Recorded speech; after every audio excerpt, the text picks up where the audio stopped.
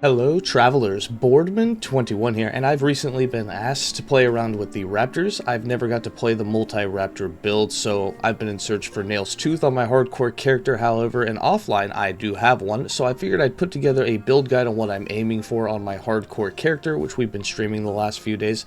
And in this, I can tell you ahead of time that after building this build and putting it together, that I would rank Raptors to be better than wolves, but not better than squirrels. But they are tanky, they do a ton of damage, and it's just kind of the same play style where you let them go around and they do their melee attacks while you run around, pretty much just buffing them and trying to survive. Now, the main thing that I've heard about the Raptor build and the Beastmaster in general is that they have low survivability or that their companion's undying. And I can tell you that in 300 plus corruption, my Raptors have rarely died. Like, it takes a lot for them to die. Basically, they have to be not attacking because they always have aspect of the links. They're always doing crits, and so they're always getting a ton of leech. Even in this abomination fight, in which we'll also fight a harbinger, you will see that their life almost constantly stays completely full. Now, our survivability is also good as long as you don't get one shot, and with Berserker, an aspect of the boar, it's kind of hard to get one shot, but it could happen. It hasn't happened to me yet, but I do want to say that in order to get our survivability higher, what we have done is try to get as much cooldown recovery as possible so we can spam Warcry constantly, getting that 1 second of immunity, and also spam Fury Leap as much as possible to get that immunity while you are leaping. Now, between those two and the fact that we only have to use swipe once every couple of seconds allows us to basically stay out of the fight, and when we do go in, we're immune leaping in, we're immune after Warcry goes off, so that we can then get out. And that's the way the build basically works. You let the Raptors do their thing, you're going to leap in, you're immune. When you land, Warcry will go off. When Warcry goes off, you're immune for a second. You do your one swipe. The swipe you use will activate Rampage, as it will use the nearest companion ability, which we only have Raptors, so it will be them. And that Rampage, you'll have 100% uptime. Your swipe will also proc aspect of the Viper, aspect of the Lynx, and aspect of the Shark. That's when all the buffs will go off. And when that happens, you only have to do that about once every 4 to 5 seconds. So for the other 3 to 4 seconds, you're just running around dodging the attacks of the boss, trying not to get hit by any of its big, powerful AoEs. You can see in this clip in 300 corruption, I was hit by a few, but luckily between Endurance, Berserker, and aspect of the boar, it wasn't enough to kill me, but Warcry instantly puts me back to full health, which is really nice. Now, with all that in mind, overall, again, it's just kind of the same playstyle that you play with the wolves or any other melee minions that you have, so it's not a lot different, but it was a lot of fun to watch the Raptors go around, and they do destroy content pretty good, just like the squirrels do. With that, let's go ahead and dive into the skills and how it works. For skills, I'm running Summon Raptor with +5 levels. We've got Swipe, Warcry, Fury Leap, and Summon Wolf just for that plus maximum companion.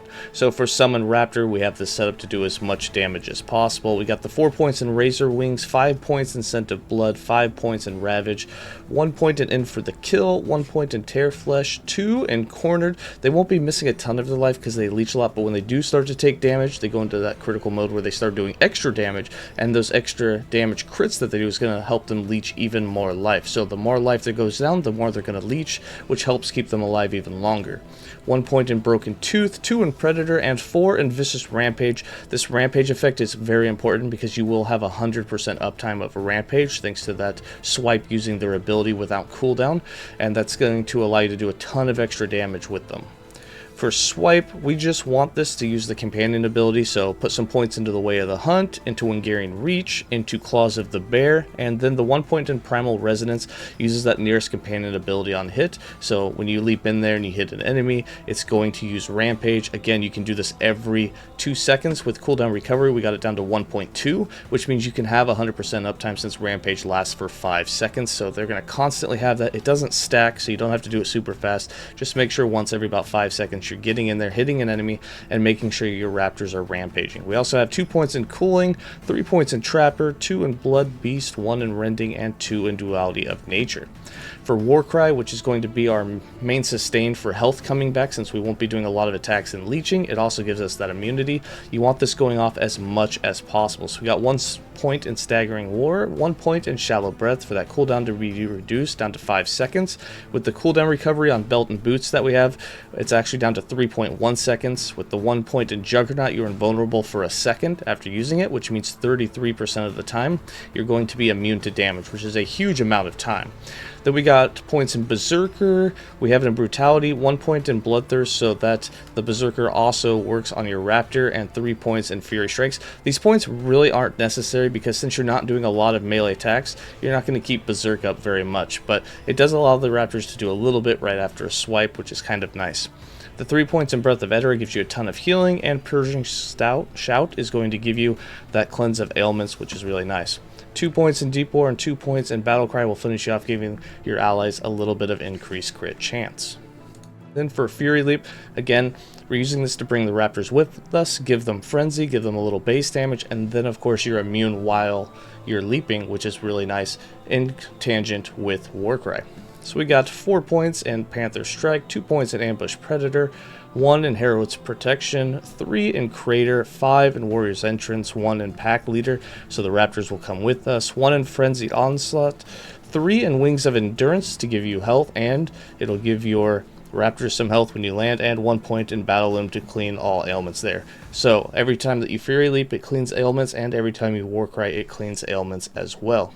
And then for the Summon Wolf, the only thing that matters is putting a point in Pack Hunters for that +1 maximum companion, allowing us to reach 6. For passives, we got 5 points in Gift of the Wilderness, 1 in Primal Strength, 1 in Harmony of Blades, 5 in Hunter's Restoration, 6 in Survival of the Pack, 2 in Hunter's Emanation, and 5 in Cornered Beast, so that when we are at low life we take less damage, which is very nice. None in the Shaman, and 1 in Druid. That was just to get to 60% Endurance, so we put it in Chitinous Plating. And then in Beastmaster we got 85 points, with 8 in Urirsane Strength, 1 in Savagery, 1 in Ambush, 5 in Lamprey Teeth, 1 in Rending Maul, and 1 in Hunters of the Deep, so Aspect of the Shark will also work on the Raptors. 2 in Boarheart, 5 in the Chase. You can cap this out by taking points out of Ancient Might if you'd like. This flat damage is about the same, maybe a little less than you'd get out of the 12% more attack speed, so feel free to swap those if you'd like. We got 5 points in Axe and Claw, 7 in Life in the Wilderness, 5 in Porcine Constitution, 10 in Viper Fangs to give those companions, those Raptors, an extra 50% increased melee attack speed, which is huge. 5 in Avian Shelter, 4 in Cry of the Lynx. Again, every time you use a companion ability, you're going to get Aspect of the Lynx. By using Swipe and proccing that companion ability, you'll have Aspect of the Lynx go off, so you'll have 100% uptime. This is huge because with Serrated Claws, it gives them critical multiplier, as well as with 3 points in Critical Bite, they leech a ton of that critical strike back, which is huge for them. That's what keeps them alive. 1 point in Dragon Slayer, 1 in the Circle of Life, and 8 in Ocean Maw to increase that Aspect of the Shark effect so that you get a lot more attack speed for those Raptors as well as melee damage. For the character sheet, nothing super special here. Get your resistances up. I'm just a little shy on poison and fire, but for the most part, we're really not going to notice that. We have a little bit of armor, and then of course for defense, make sure you have endurance capped and critical strike avoidance capped. Outside of that, not a big thing. For my minions, you can see I have 777% minion health. Getting anywhere from 500 to 1000% is going to give your Raptors enough of a pull that they can take some of the really big hits and not die, and then of course they will leech that health right back.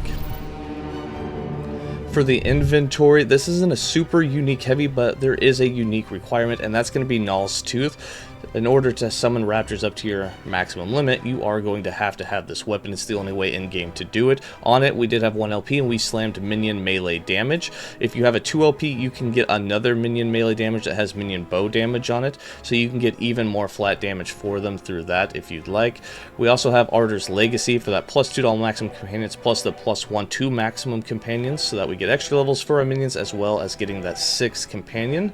You can also get LP on this and throw on health if you like, or anything. It really doesn't matter.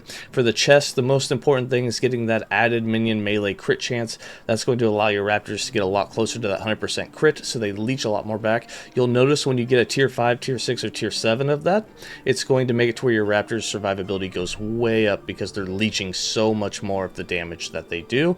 In the offhand, you have a couple of choices. For me, we're just running as much minion melee damage as possible, so it doesn't really matter what you get on there. Just get a one-handed weapon. Doesn't even have to be a sword, it could be an axe that has that minion melee damage. If your companions are having problems, you can run the hawkers, but again, it's really not needed, and I would much rather just have any sort of crafted item that drops. It's much easier to get this than to try to get LP on a hawkers. However, if you do have a 1 or 2 LP here, you can definitely slam those stats onto it if you have an axe with it, and then you can benefit from both. A lot of flat added damage, as well as them being revived if they do die. So, not required, but you can definitely do it. For the rings, just minion damage, minion health on everything you can get. Again, on the belt and boots, make sure to get that increased cooldown recovery, and then get hybrid health everywhere that you can get it. For the idols, the biggest idol that you really want is the increased healing effectiveness along with minion melee attack speed. This is a huge one. It'll have your Raptors attacking faster. The healing effectiveness, make sure that Warcry is going to replenish all of that health. I only have 1 on this build, so there's definitely room for improvement, but get as much healing effectiveness as you can. Getting between 200 to 300% is going to make sure you're getting most of your life back every time that Warcry goes off. And then for how to play this build, it's actually quite simple. Basically, you summon your Raptors and you just let them go to town on the enemy, and they're going to take care of everything for you. Now, in rotation, I like to put Warcry on autocast, so it's just constantly going off. And all you have to worry about is leaping into the target, throwing down a swipe so that everything procs. You'll see that all of my procs down here happen, and then Warcry will go off and you get that immunity right afterwards. So we can leap in, we can swipe, you can see all these procs come up, so you've got a little bit of everything going on, and you'll see their damage gets a little crazy. Don't worry about manually using Rampage. If you do that, the problem with manually doing the Rampage is you're going to run out of mana. Just use Swipe, and Swipe's going to proc it all for you. I do have Summon Frenzy Totem down. Again, not necessary, but if you want a little extra attack speed for him, you can feel free to throw one of those down there. And as you can see here, we leap in, we do the swipe. You can see they're critting from anywhere from 50 to 150k. Like, they do a ton of damage. You could get even more, again, if we throw in like the hawkers on the offhand with some LP. So they do a ton of damage. I definitely think they're better than wolves. I wouldn't say they're better than squirrels, but they feel really good to use. So I definitely recommend playing with them if you've wanted to do Raptors. Again, if you've already played wolves and squirrels, it's not going to feel that much different. It's basically the exact same play style, but it is cool to watch them go around and absolutely wreak havoc. With that, I'm going to go ahead and leave you guys with some gameplay.